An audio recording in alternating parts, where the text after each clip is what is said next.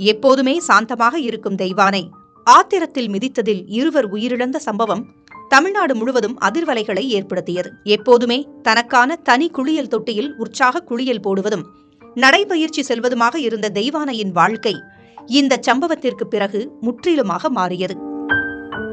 தனி அறையில் வைத்து கண்காணிக்கப்பட்ட நிலையில் சில தினங்களுக்கு முன்பு இரும்பு கதவை திறந்தபோது கேமராவை பார்த்து துதிக்கையை ஆட்டி மகிழ்ந்தது.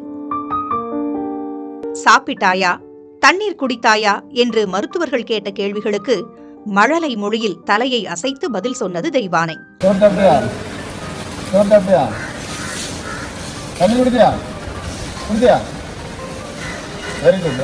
இதற்கிடையே முன்பிருந்தே தெய்வானைக்கு கால் உள்ளிட்ட உடல் பகுதிகளில் பூஞ்சை தொற்று இருந்த நிலையில் தனி அறையில் இருந்ததால் பாதிப்பு கூடுமோ என்ற அச்சமும் இருந்தது. இப்படியாக தனி அறையில் வைத்து கவனிக்கப்பட்ட தெய்வானை 11 நாட்களுக்கு பிறகு முதன்முறையாக வெளியில் அழைத்து வரப்பட்டுள்ளது. இதற்காக அதிகாலையில் யானையை குளிப்பாட்டி நவதானிய உணவுகள் வழங்கிய பாகன்கள் யானையை அந்த அறையிலிருந்து வெளியே அழைத்து அறைக்கு அருகே கட்டியுள்ளனர்.